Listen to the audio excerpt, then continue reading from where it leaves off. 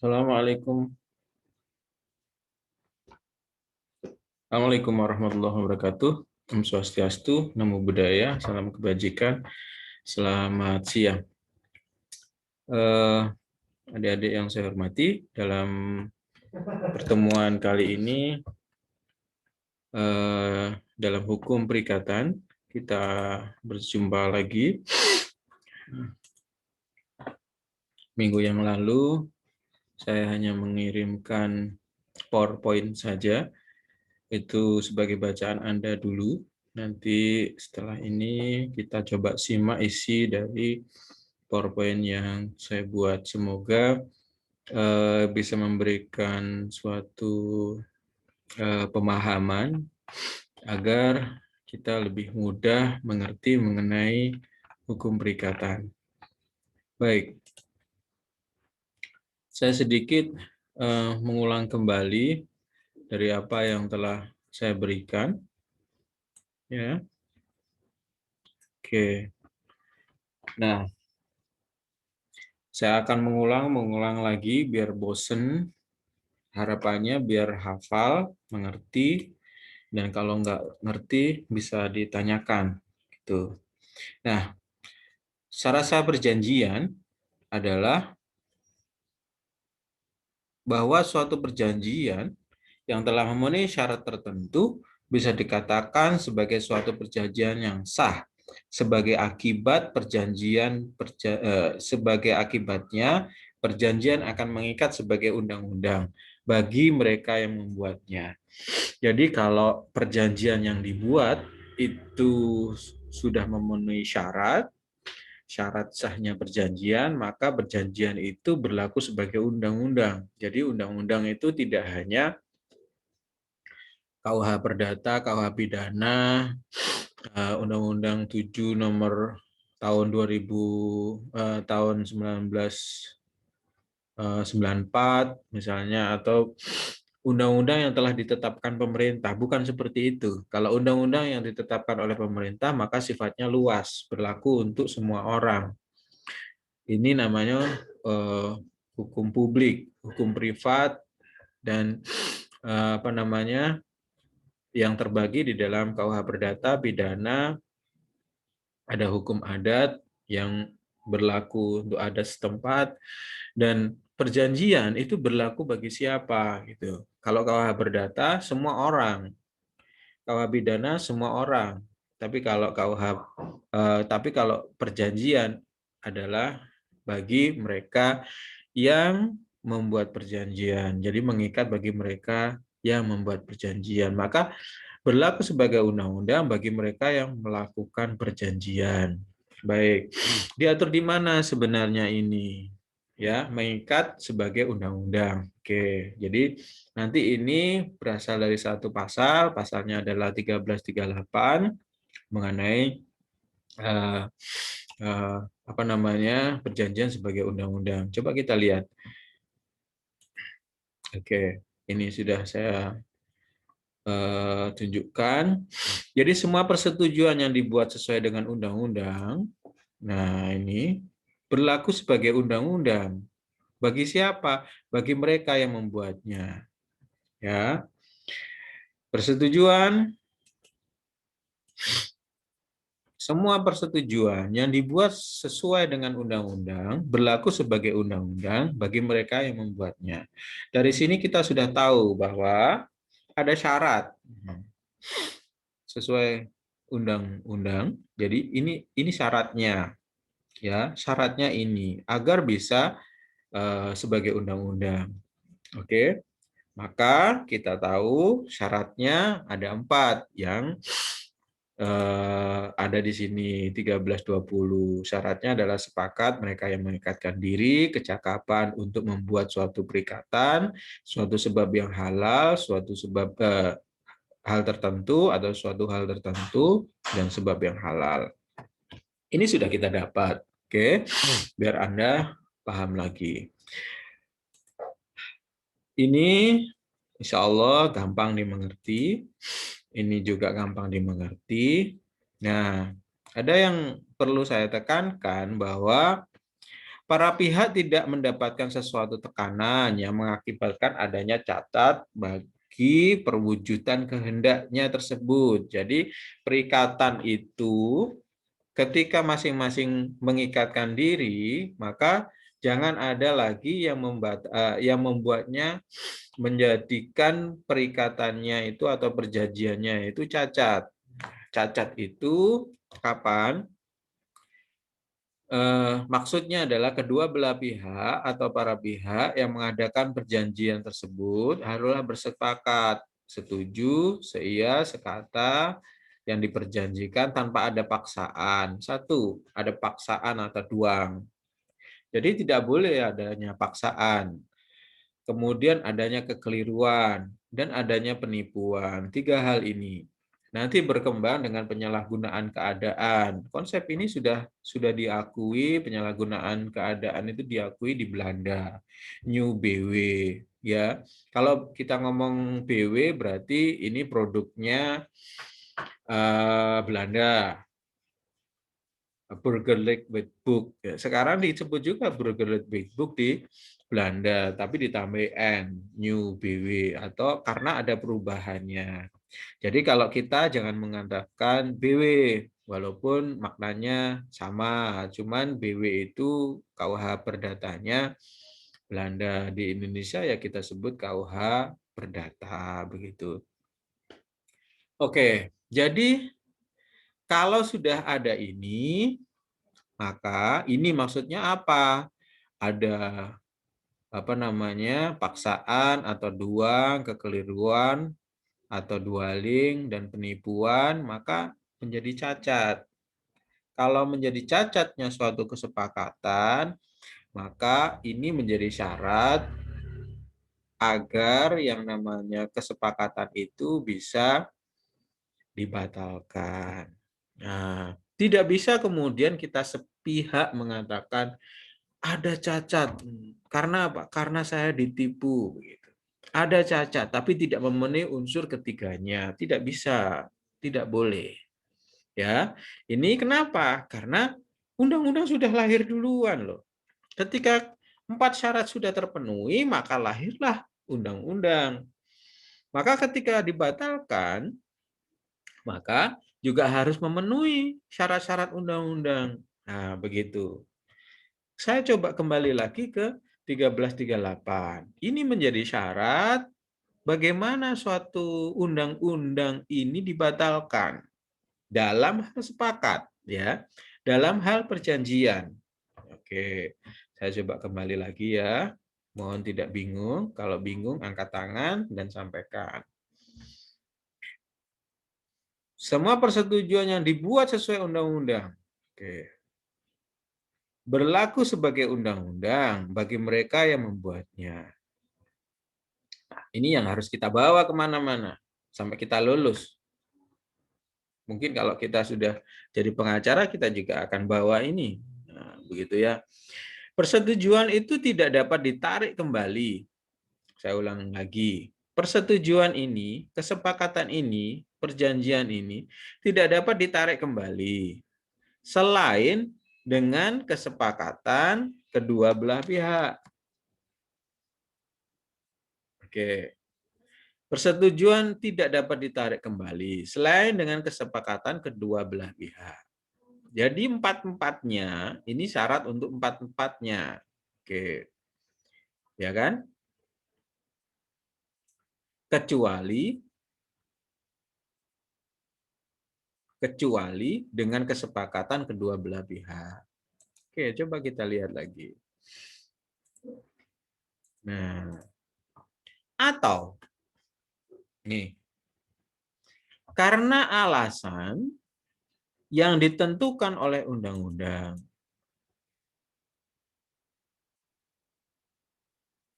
Alasan yang ditentukan oleh undang-undang itu apa maksudnya? Bahwa undang-undang telah memberitahukan orang ini, jadi Anda kan sudah dikatakan nih, perjanjian itu kuat sudah, perikatan itu kuat. Ini tidak bisa dibatalkan, tidak bisa diceraikan, sepanjang kedua belah pihak setuju. Kalau kedua belah pihak setuju ya sudah selesai kan. Nah, Tapi ini lain. Ini sudah terikat betul, tapi salah satu ada suatu yang menyebabkan barang ini cacat, kesepakatan ini cacat. Nah, ini yang disebut oleh 1338 sebagai alasan yang ditentukan oleh undang-undang. Tentunya tidak semuanya alasan jadi alasan ini bukan alasan orang perorangan. Alasan ini dikarenakan jika ini tetap dilaksanakan dalam suatu perjanjian, maka moralitas, hak kemanusiaan, ya sekali lagi, moralitas, hak kemanusiaan itu cacat. Oke, paham ya? Jadi hukum tidak menghendaki adanya suatu apa namanya? Hukum tidak menghendaki adanya penganiayaan, adanya penipuan, adanya sesuatu yang amoral.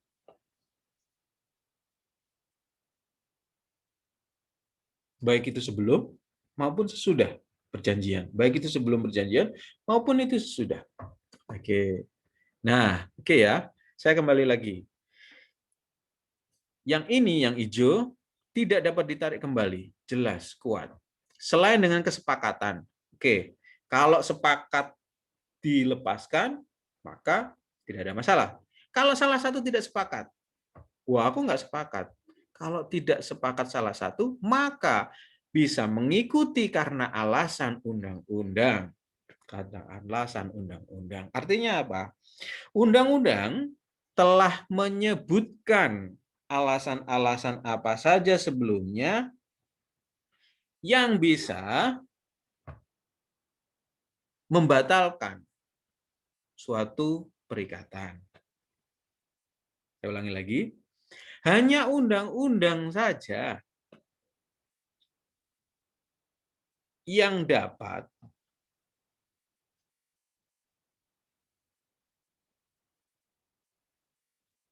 mencabut kesepakatan itu apabila unsur itu terpenuhi.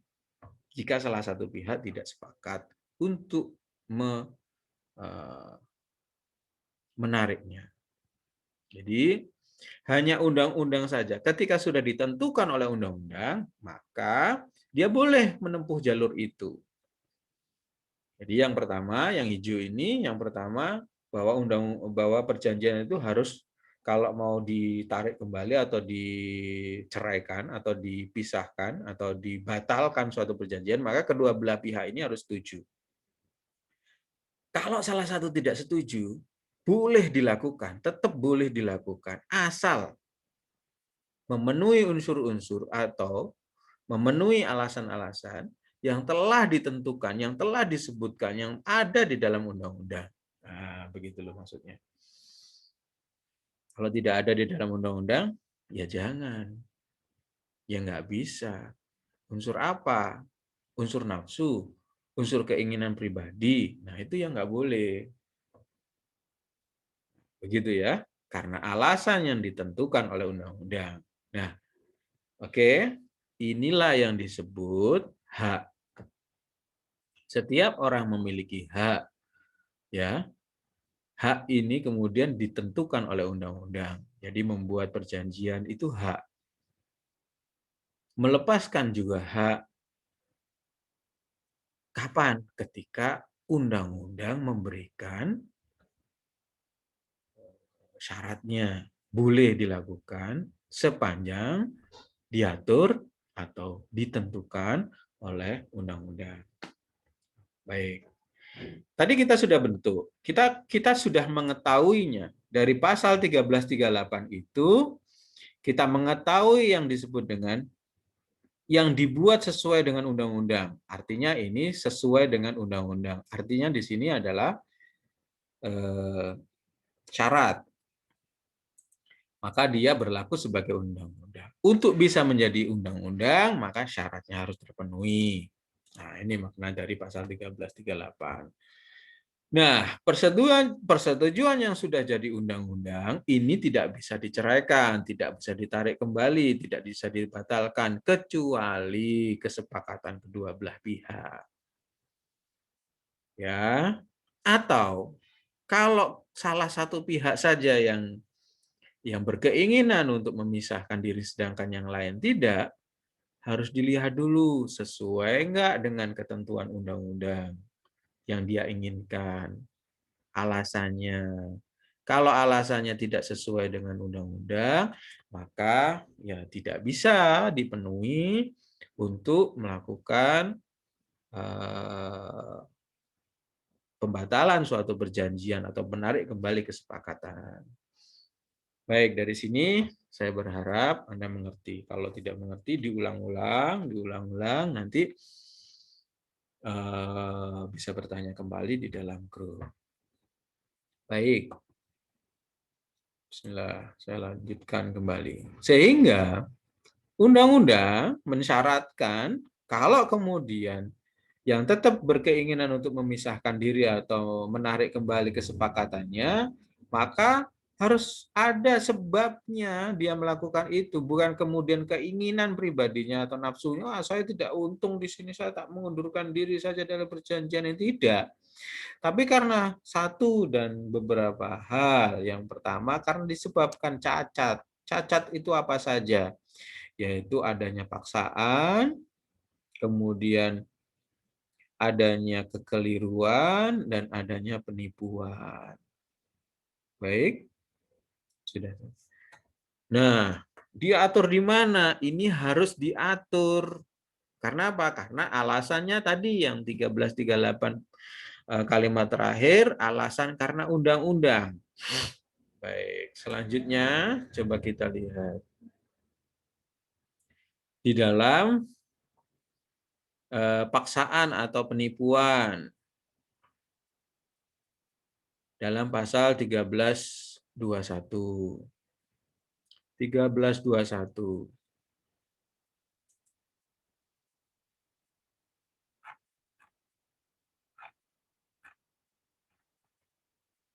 Ya.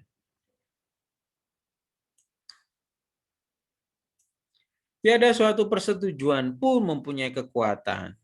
Jadi tidak ada perikatan atau perjanjian yang memiliki kekuatan jika diberikan karena kekhilafan atau diperoleh dengan paksaan atau penipuan. Tiga hal ini. Jadi ada kekhilafan atau diperoleh dengan paksaan atau penipuan. Nah, ini syaratnya. Ya.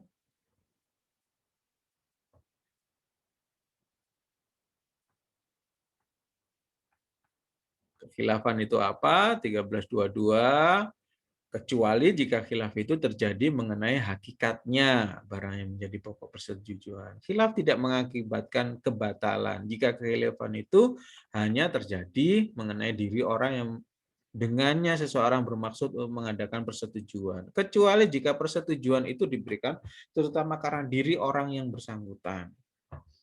Nah, saya contohkan di sini.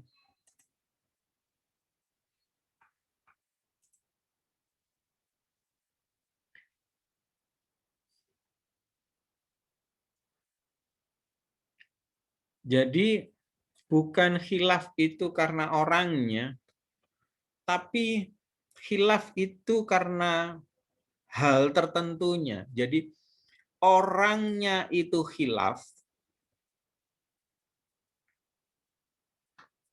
Kenapa ini kemudian masuk di dalam kata sepakat? Ya, kenapa? Karena yang mengatakan sepakat itu orangnya. Jadi orangnya itu dia mengatakan sesuatu tentang hal tertentunya. Oke. Lihat. Sepakat mereka yang mengikatkan. Orang, ini kan poin 1 dan poin 2 kan berkaitan dengan orangnya. Orang ini khilaf mengatakan bahwa sisir ini misalnya, sisir ini adalah sisir yang sangat tua. Sejak peninggalan Raden Patah, dipakai oleh Raden Patah. Nah, ini kan sesuatu yang aneh ya sebenarnya. Kemudian si orang yang menyampaikan ini, dia khilaf. Kalau khilafnya karena orangnya saja, tapi yang namanya sisirnya ini tetap sisir Raden Patah dan bisa dibuktikan, maka itu betul, tidak ada masalah. Tapi kalau yang ngomongnya ini sudah keliru, barangnya juga keliru, nah ini yang masuk unsur dari pasal 1322. Oke. Apabila khilaf terjadi mengenai hakikat barangnya menjadi pokok persetujuannya. Oke. Kalau dilihat dari pasalnya bunyinya begini. Kekhilafan tidak mengakibatkan batalnya suatu persetujuan. Oke. Kecuali jika khilaf itu terjadi mengenai hakikat barang yang menjadi pokok persetujuan. Ya, hakikat barangnya. Jadi hal tertentunya tadi. Ininya, bukan orangnya, ininya. Ininya loh, ininya maksudnya. Barang yang menjadi khilaf tidak mengakibatkan kebatalan jika kekhilafan itu hanya terjadi mengenai diri orangnya. Oh iya, aku lupa misalnya. Saya cuma bisa mengatakan itu. Dan itu bisa dibenarkan apabila sisir ini tetap zamannya Raden Patah. Misalnya. Kecuali jika persetujuannya diberikan terutama karena diri orang yang bersangkutan. Paham ya? Jadi apabila kekhilafan terjadi mengenai hakikat barang yang menjadi objek persetujuan, misalnya membeli barang yang disangkakan tapi ternyata bukan, nah ini menjadi khilaf. Apabila khilaf mengenai diri pihak lawan dalam persetujuan yang dibuat dalam mengingat diri orang tersebut, misalnya mengadakan persetujuan dengan orang yang dikiranya penyanyi terkenal tetapi bukan, ya. Jadi saya mengira orang ini penyanyi terkenal seperti Ariel Peter Pan, wajahnya mirip Ariel. Ketika dia tanya, bisa Anda anunya berapa? Apa namanya? Honornya berapa? 500. Yang dipikirnya dia 500 juta, tapi dia yang ngomong 500 ribu misalnya. Ternyata orang ini hanya mirip saja dengan Ariel Peter Pan gitu. Nah, ini sama-sama orang, tapi orang yang disangkakan tersebut sebagai hal tertentu, bukan sebagai subjek, dalam perjanjian itu, tapi hal tertentunya. Sehingga ini juga bisa dibatalkan. Hakikat barang yang dimaksud di atas adalah sifat-sifat atau ciri-ciri daripada barang yang bagi para pihak merupakan alasan dibuatnya persetujuan. Karena barang ini itu yang menjadi alasan dibuatnya persetujuan. Kalau tidak ada ini, saya tidak ada perjanjian, tidak ada keterikatan, tidak ada ketertarikan. Sehingga karena kedua belah pihak senang, setuju, ingin membeli barang itu, maka dibelilah barang itu. Karena apa? Karena sejarahnya misalnya, karena keahliannya misalnya, karena keartisannya misalnya. Begitu maksudnya. Hogerat ini mengatakan, jadi Hogerat itu Mahkamah Agung dari Belanda mengatakan hakikat barang adalah keadaan daripada barangnya yang menjadi dasar dibuatnya perikatan oleh para pihak. Dari sini paham ya? Oke. Kemudian yang kedua, kekhilafan harus dipenuhi syarat-syaratnya yang pertama ABC, bisa Anda baca dalam pasal 1323, 1328 mengenai paksaan.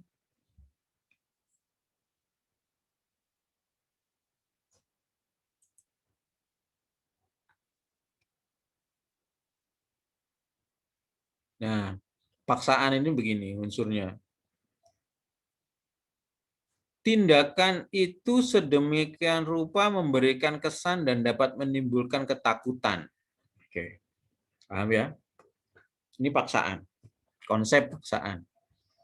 Bila tindakan itu sedemikian rupa sehingga memberi kesan dan dapat menimbulkan ketakutan pada orang yang berakal sehat, bahwa dirinya, orang-orangnya, atau kekayaannya terancam rugi besar dalam waktu dekat. Dalam mempertimbangkan hal tersebut harus diperhatikan. Nah, ini yang penting. Usia, jenis kelamin, dan kedudukan orang yang bersangkutan. Orang yang bersangkutan dimaksud di sini adalah orang yang memaksa. Undang-undang kemudian memberikan batasan.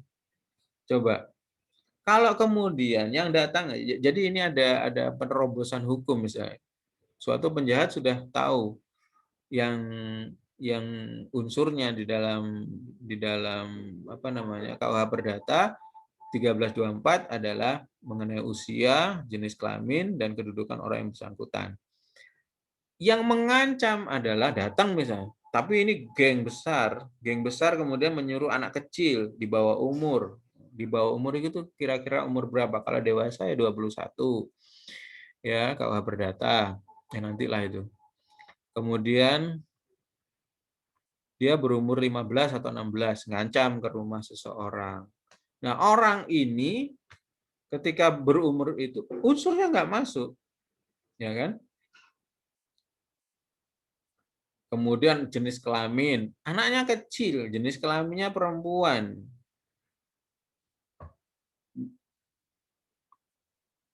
Keceng lagi, ya nggak masuk. Dan yang terakhir ada undang-undang menyebutkan kedudukan orang yang bersangkutan. Nah, ini. Contoh, yang dikirimkan oleh geng tersebut adalah anak kecil. Tapi kita bisa mengatakan bahwa anak kecil itu berkedudukan sebagai anggota geng dari geng besar yang ditakuti di situ. Nah, dengan demikian undang-undang ini berlaku sangat luas.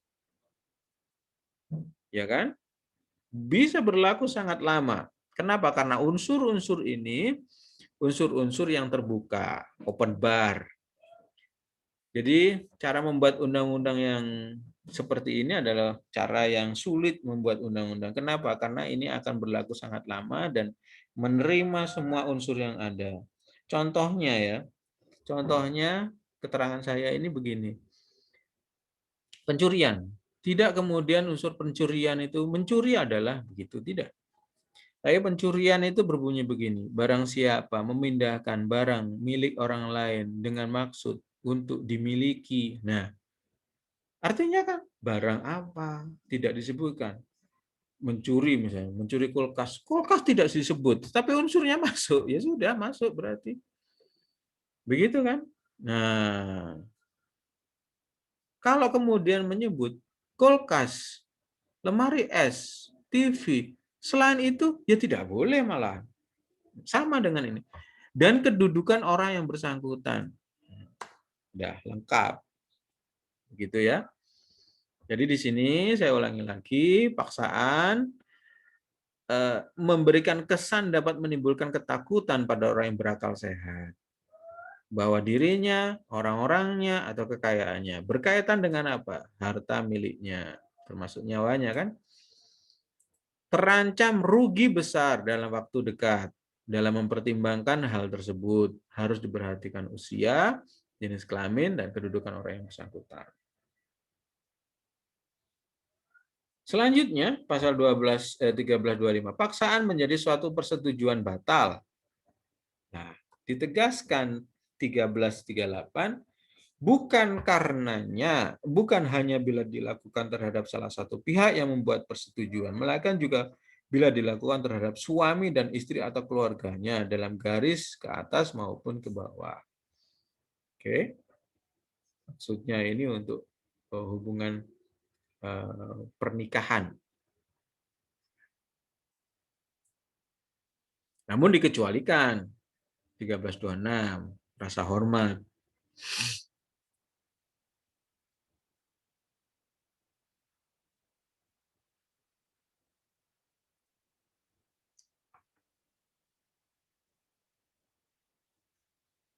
Terus pertanyaannya, kapan suatu penipuan ada terjadi penipuan, apakah kemudian batal demi hukum atau dapat dibatalkan? Yang jelas dari penekanan yang kemarin saya berikan di sini adalah dapat dibatalkan karena penipuannya yang dapat membatalkan suatu perjanjian.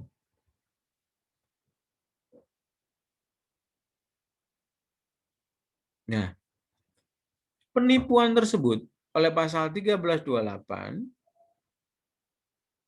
harus dapat dibuktikan. Ya. Ini penting. Harus dapat dibuktikan. Pertanyaan saya, lembaga apa sebagai tempat untuk membuktikan suatu perjanjian? Tidak lain tidak bukan adalah pengadilan. Oke.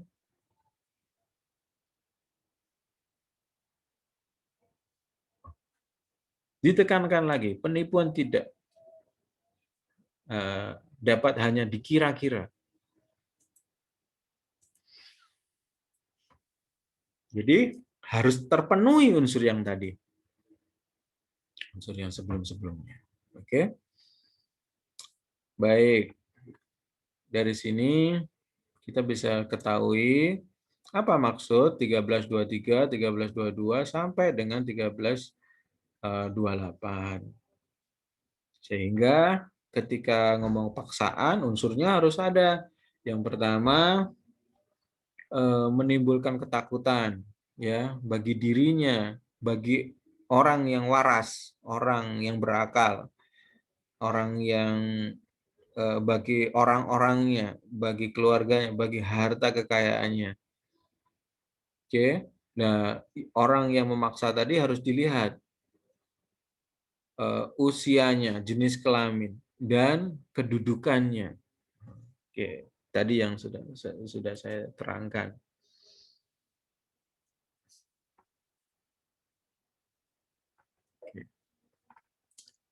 Sehingga ketika kita gambarkan ngomong sepakat, maka ngomong sepakat itu bisa kita jelaskan dari diagram ini. Ngomong sepakat itu berasal dari negosiasi dulu kan.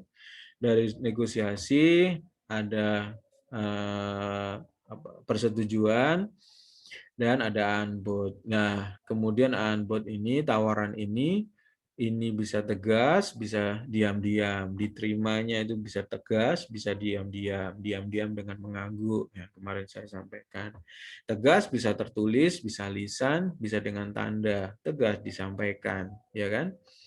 Tertulis, lisan, atau dengan tanda. Kenapa? Ya, karena mungkin ada kekurangan yang dimilikinya di anggota tubuhnya. Kemudian tertulis bisa otentik dan ada yang di bawah tangan. Otentik itu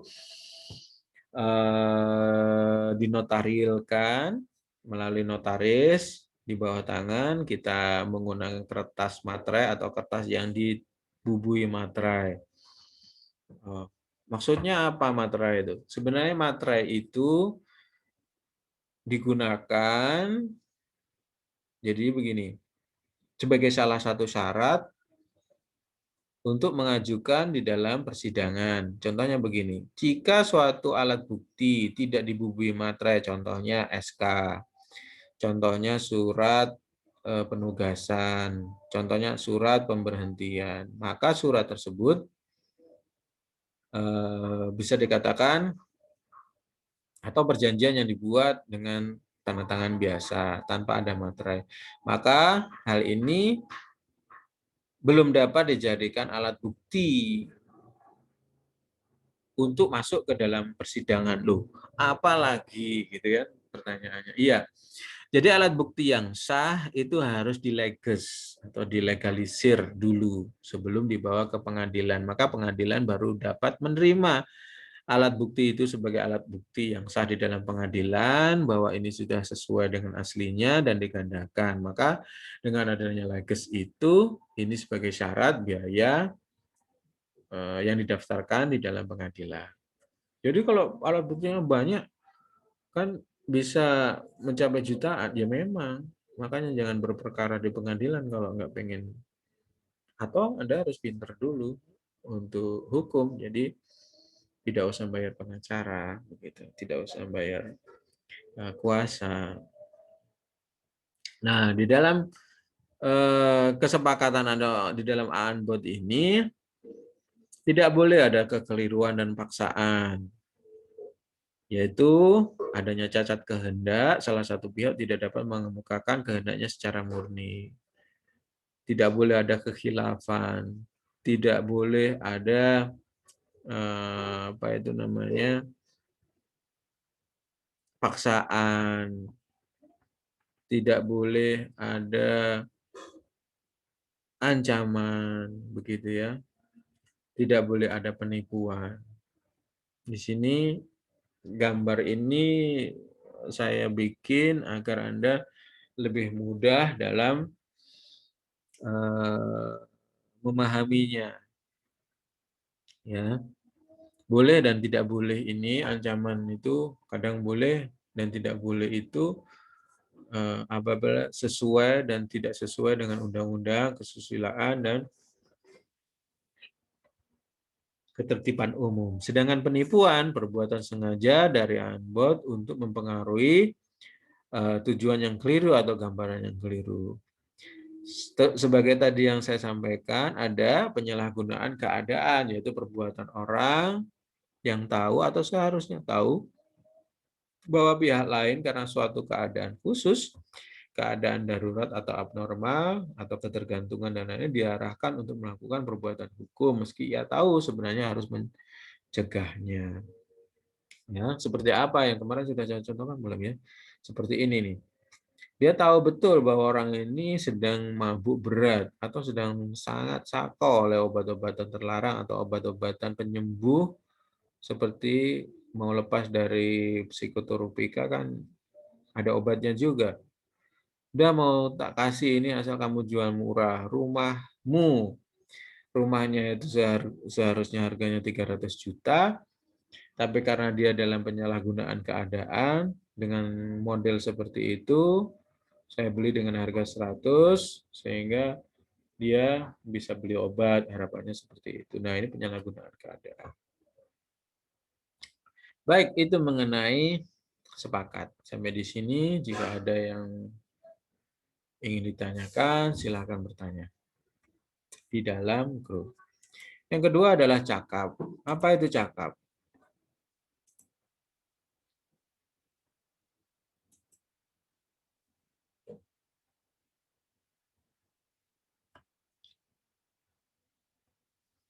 Maksud membuat suatu perikatan adalah melakukan suatu hubungan hukum. Ingat, ada hubungan hukum.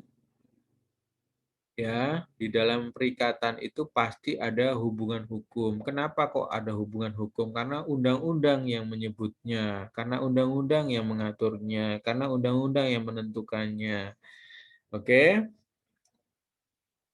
Jadi, dan bisa melakukan suatu hubungan hukum adalah mereka yang bisa dikategorikan sebagai pendukung hak dan kewajiban yang disebut sebagai subjek hukum. Jadi apa? Apakah subjek hukum itu hanya manusia saja? Tidak.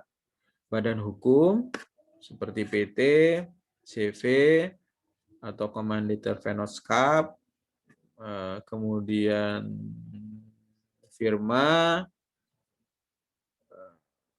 itu juga dapat dikatakan sebagai subjek hukum.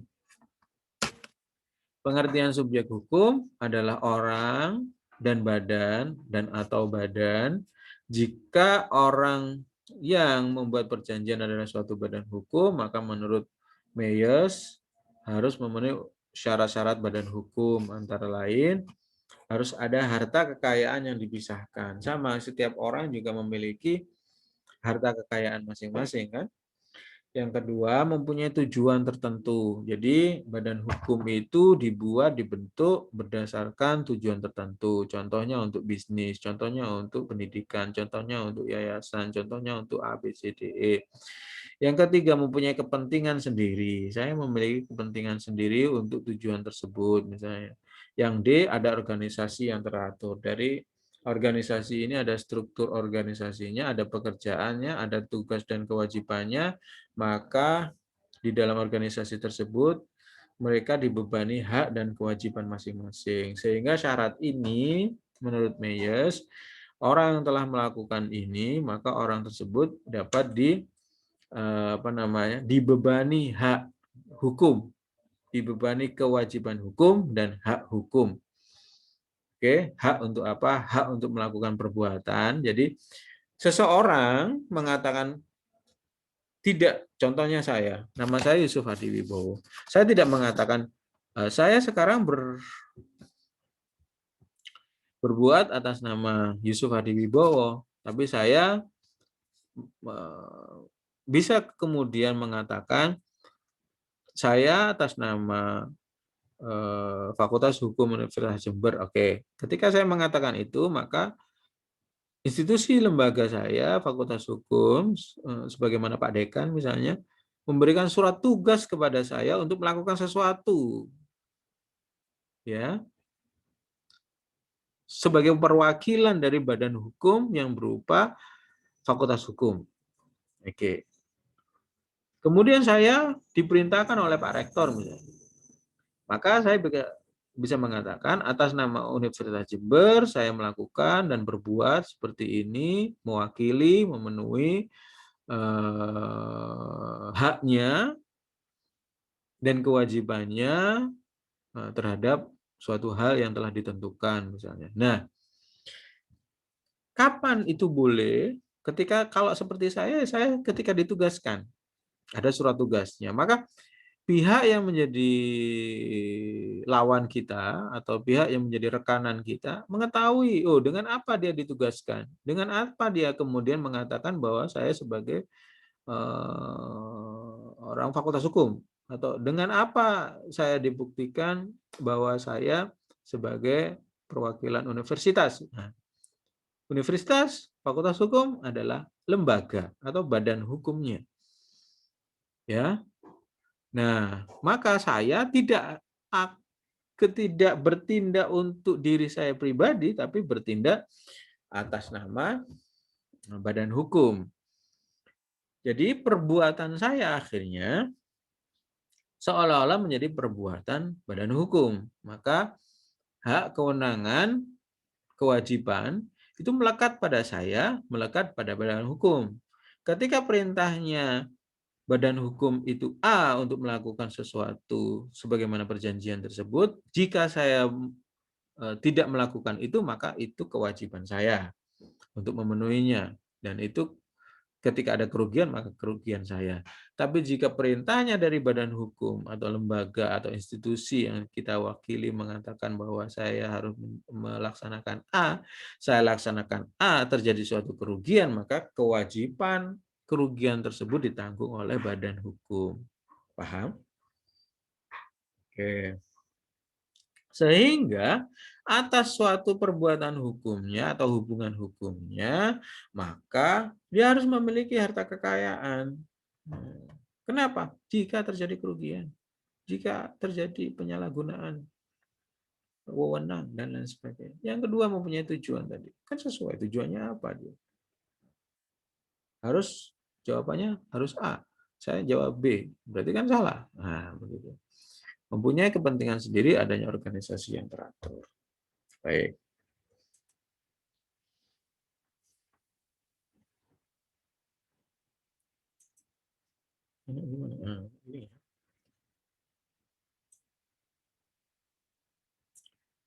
Setelah suatu badan hukum memenuhi syarat tersebut, maka badan hukum itu disebut sebagai pendukung hak dan kewajiban serta telah bisa melakukan hubungan hukum. Oke, baik.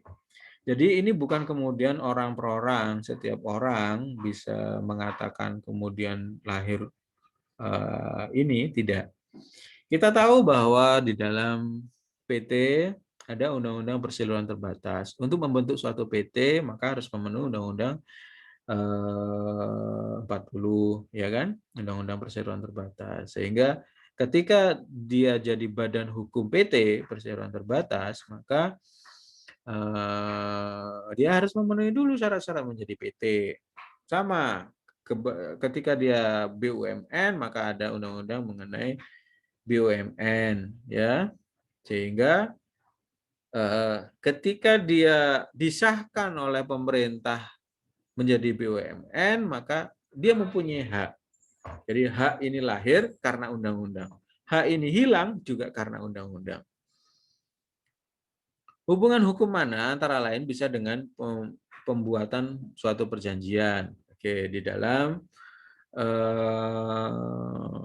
pasal 1 ya mengenai pengertian perseroan terbatas, perseroan terbatas itu dibentuk berdasarkan perjanjian dua orang atau lebih mengikatkan diri untuk membuat suatu perseroan. Jadi di sini sama, ya, linear. Hubungan hukum antara lain bisa dengan pembuatan suatu perjanjian wajib. Jika para pihak yang membuat perjanjian adalah orang, maka orang yang cakap untuk membuat perikatan jika oleh undang-undang tidak dinyatakan tidak cakap. Jadi kalau orang perorangan maka dia harus cakap, tapi kalau undang-undang, contohnya undang-undang itu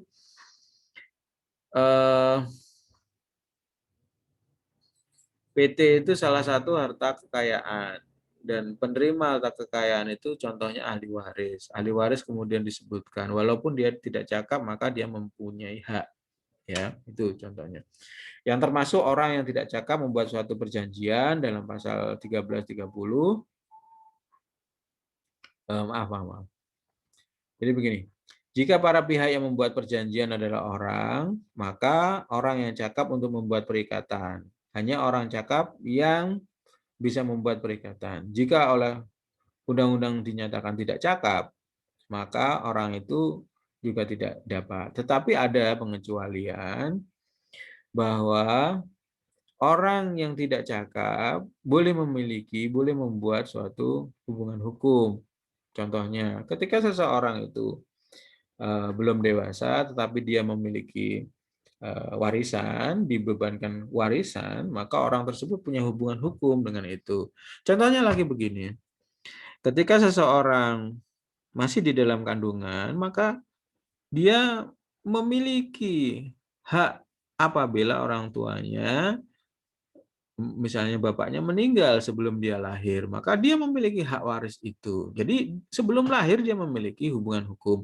Tetapi ya di dalam kecakapan maka dia harus memenuhi undang-undang ketika dia akan melakukan suatu perjanjian. Jadi perjanjian ini perjanjian bebas, bukan perjanjian yang disebabkan oleh undang-undang. Oke, jadi demikian. Jika undang-undang yang menghendaki, maka undang-undang itu telah menyebutkan. Contohnya yang tadi saya sampaikan, orang yang anak yang masih di dalam kandungan, anak yang di bawah umur tetapi menerima warisan, itu ada hubungan hukum, perikatan, namun karena perintah undang-undang. Oke ya. Nah, di sini yang termasuk orang yang tidak cakap, jadi dikecualikan, jadi dia yang orang yang tidak cakap itu tidak dapat membuat suatu perjanjian. Itu diatur dalam pasal 1330, yaitu orang yang belum dewasa. Mereka yang ditaruh di bawah pengampuan. Yang ketiga, orang-orang perempuan dalam hal yang ditetapkan oleh undang-undang. Dan pada umumnya, semua orang kepada siapa undang-undang telah melarang membuat perjanjian tertentu. Jadi, dulu seorang perempuan itu dikatakan orang yang tidak cakap. Atau orang yang belum menikah, itu juga orang yang tidak cakap. Nah, kalau orang di bawah pengampuan, jelas dia tidak cakap. Orang yang belum dewasa bolehlah dikatakan. Nah, karena undang-undang yang telah. Tapi rasa keadilan perempuan ini akhirnya kemudian menggugat, dan jadi nomor 3 itu sejak zamannya Belanda, sejak zaman Prancis kuno, bunyinya seperti ini memang. Di Belanda, di Prancis dirubah, di Belanda dirubah, di Indonesia dirubah dengan Undang-Undang Nomor 1 Tahun 74 mengenai apa? Mengenai perkawinan. Oke, kita akan lanjutkan kembali ya. Oke, mungkin ada yang bingung dengan 1329. Coba kita buka 1329.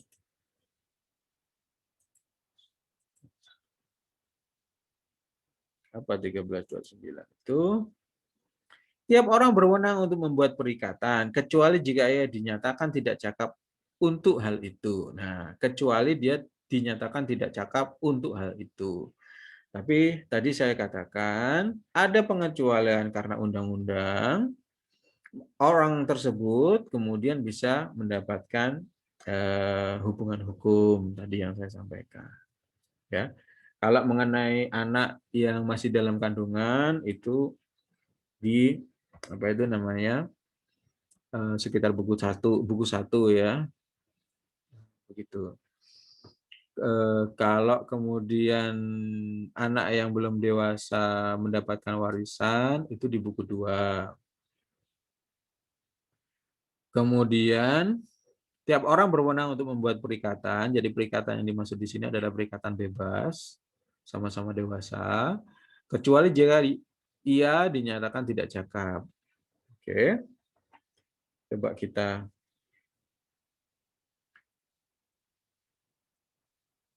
seperti ini nih. Anak yang belum dewasa itu diatur di mana? 330, 419 sampai dengan 1446. Orang yang di bawah pengampuan itu 1433 sampai 1446. Perempuan yang belum kawin dalam hal ditentukan oleh undang-undang, yang telah kawin, perempuan yang telah kawin dalam hal yang ditentukan oleh undang-undang, dan pada umumnya semua orang yang oleh undang-undang dilarang untuk membuat suatu persetujuan. Oke, itu ya pasalnya. Coba kita ulas lebih dalam.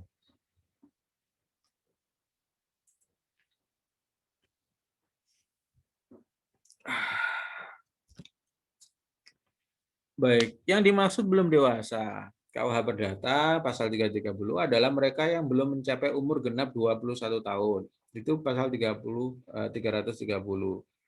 Namun menurut pasal 7 Undang-Undang Nomor 1 Tahun 74, orang-orang yang belum dewasa adalah anak yang belum mencapai umur 19 tahun atau belum pernah melangsungkan perkawinan. Oke, sampai di sini apakah ada pertentangan antara KUH Perdata dan Undang-Undang Nomor 1 Tahun 74? Tidak. Jadi dikatakan dewasa di dalam KUHP adalah umur 21 tahun. Secara usia orang dewasa dalam melakukan perjanjian di sini adalah 21 tahun. Paham ya? Di dalam pernikahan itu juga ada perjanjian, ya. Tapi di dalam pernikahan dikatakan dewasa itu 19 tahun. Kita ingat, apakah kemudian 1 tahun 74 itu menggugurkan pasal 330 KUH Perdata? Tidak. Pasal 330 itu untuk perjanjian pada umumnya. Sedangkan pasal 1 1974 mengenai perkawinan itu untuk orang-orang yang melakukan perkawinan. Jadi ada azas, masih ingat apa namanya? Lex specialis, derogat lex generali, yang spesial mengalahkan sesuatu yang umum. Spesialnya di sini apa? Spesialnya di sini adalah 1 tahun 74. Hanya berlaku untuk pernikahan, perkawinan. Ya. tidak berlaku untuk perjanjian yang lain. Loh, saya sudah dewasa 19 tahun, Undang-Undang 1 tahun 74, saya boleh loh melakukan perjanjian. Lah ya diguyu, kecuali kalau Anda untuk melakukan perjanjian pernikahan. Paham ya? Jadi 1330 juga berlaku, 1 tahun 74 pasal 7 juga berlaku. Sedangkan yang dikatakan mereka yang ditaruh di bawah pengampuan dalam pasal 433 adalah setiap orang dewasa yang selalu dalam keadaan dungu, sakit otak atau mata gelap atau boros. Jadi keadaan dungu, sakit otak atau mata gelap itu sudah bawaan. Kalau boros itu habit ya, maksudnya itu apa ya, kebiasaan sehari-hari atau penyakit ini tidak penyakit dari awal. Dia cerdas misalnya, tapi suka berjudi, tapi suka taruhan dan lain sebagainya. Nah, ini kan otaknya jalan tapi dia tidak bisa mengontrol dirinya gitu. Tapi kalau keadaan dungu, sakit atau mata gelap ini cacat memang ya. Kondisi memang dari awalnya begitu. Mata gelap itu memang buta maksudnya. Dalam hal ini, pembentuk undang-undang memandang bahwa yang bersangkutan tidak mampu menyadari tanggung jawabnya dan tidak cakap bertindak untuk mengadakan perjanjian. Maksudnya begini, kemudian undang-undang tidak merendahkan orang-orang tersebut, tidak. Undang-undang kemudian memberikan perhatian khusus pembentuk undang-undang bahwa orang yang buta itu harus diberikan pendampingan agar maksud dan tujuannya sesuai. Orang yang dungu itu ada pastinya orang yang mengetahui atas maksud dan kehendak dari orang tersebut. Gitu. Kemudian orang yang sakit otak ini saya nggak tahu ya, kebutuhannya ini gila atau apa seperti itulah. Nah, jadi kebutuhannya contohnya kebutuhan makan, minum sehari-hari, perawatan, pampers misalnya, atau pemandinya, suntiknya, obatnya misalnya. Boleh seperti itu misalnya. Dalam hal ini pembentuk undang-undang memandang bahwa yang bersangkutan tidak mampu menyadari tanggung jawabnya dan tidak cakap bertindak untuk mengadakan perjanjian. Apabila mengadakan perjanjian, maka yang mewakilinya masing-masing adalah orang tua, walinya, atau pengampunya.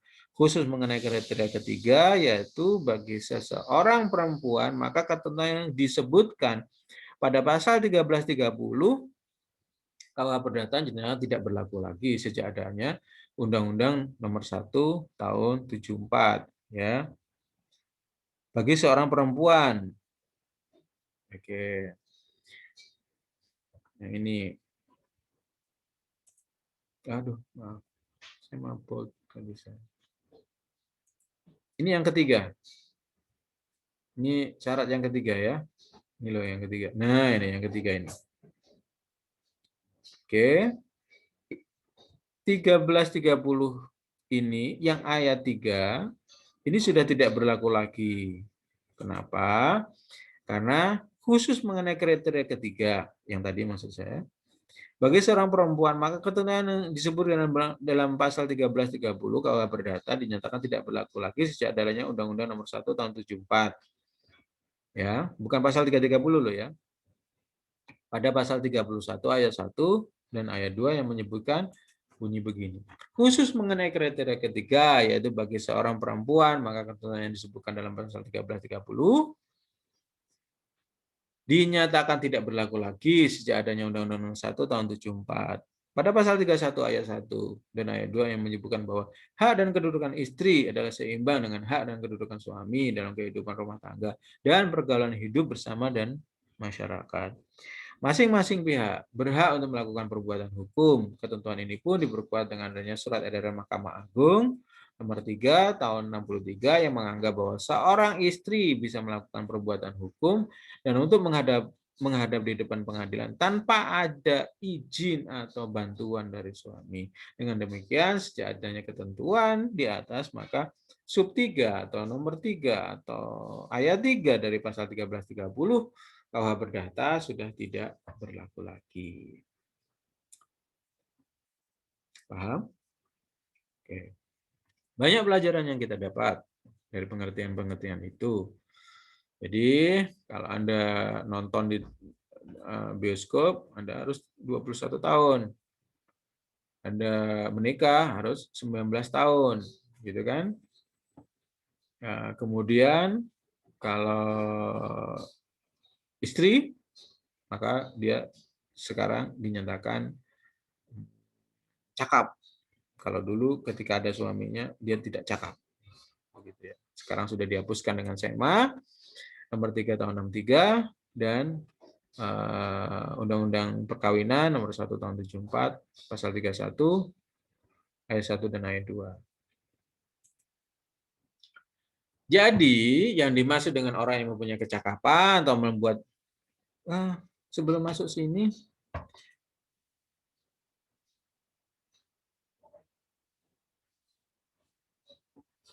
oke. Baik. Jadi yang dimaksud dengan orang yang mempunyai kecakapan untuk melakukan perbuatan hukum adalah orang yang dewasa dan sehat akal dan pikirannya, serta tidak dilarang oleh suatu undang-undang untuk melakukan perbuatan hukum. Untuk akibat hukum ketidakcakapan membuat suatu perjanjian adalah bahwa perjanjian yang telah dibuat itu dapat dimintakan pembatalannya kepada hakim. Ya. Kapan bagaimana caranya? Maka simaklah. Jadi jangan di-skip. Ikuti terus video ini. Jangan kemudian ditinggal. Karena pemainnya tetap membosankan. Jadi untuk akibat hukum ketidakcakapan membuat perjanjian adalah bahwa perjanjian telah dibuat itu dapat dimintakan pembatalan kepada hakim. Jika pembatalannya tidak dimintakan oleh pihak yang berkepentingan, sepanjang tidak dimungkiri oleh pihak yang berkepentingan, perjanjian tetap berlaku bagi kedua belah pihak. Kok capek ya saya ya? Baik. Nah, ada beberapa hal. Nah, rangkuman dari cakap di sini. Pasal 331 dalam membuat perjanjian secara umum maka berumur 21 tahun atau telah menikah. Kemudian hukum adat belum menikah, belum mandiri dan belum kuat gawe.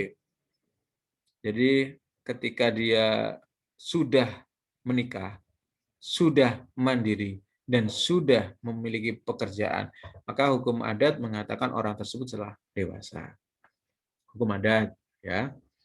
Pasal 49 dan pasal 50 Undang-Undang Nomor 1 tahun 70. Anak di bawah kekuasaan orang tua atau wali sampai umur 18 tahun. Ya, perwalian ini.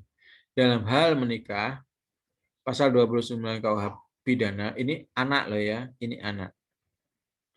Dalam hal menikah, pasal 29 KUH pidana, laki-laki minimal 18 tahun dan wanita minimal 15 tahun. Kalau dengan adanya 1 tahun 74 maka ini gugur sudah hilang. Pasal 7 Undang-Undang 1 tahun laki-laki 19 tahun dan wanita 16 tahun. Gitu ya. Menonton bioskop itu 17 tahun. Oh, saya lupa ini menonton bioskop 17 tahun.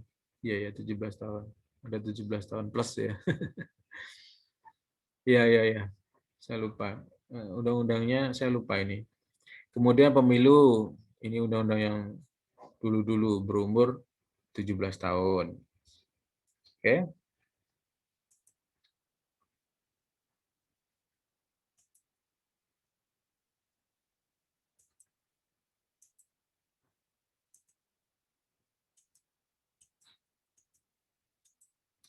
Kurang sedikit tapi saya sudah capek. Nanti kita lanjutkan minggu depan ya. Oke, kita selesai di sini. Nanti saya ulang kembali biar hafal, biar mudah dimengerti. Saya mohon maaf. Semoga kita selalu sehat, walafiat dalam hal dalam situasi kondisi corona masih merajalela seperti ini. Salah satu ciri Anda apabila kena corona itu mudah capek sekali, walaupun Anda mudah sekali. Jadi tolong jangan diremehkan, tetap waspada, jangan bawa pulang penyakit, jangan menyebarkan penyakit, tetap jaga kewaspadaan karena lawan kita ini tidak kelihatan. Semoga kita selalu dalam lindungan Allah, Tuhan Yang Maha Esa, Tuhan masing-masing, diberikan kesehatan, umur panjang, dan jika kena mudah disembuhkan. Tetap semangat, semoga Juli kita bisa upaya tetap muka. Kalau Anda sudah divaksin, tetap kita bisa prokes ke kampus. Cuma nunggu nunggu ini ya, nunggu berita selanjutnya. Nah, eh, saya akhiri.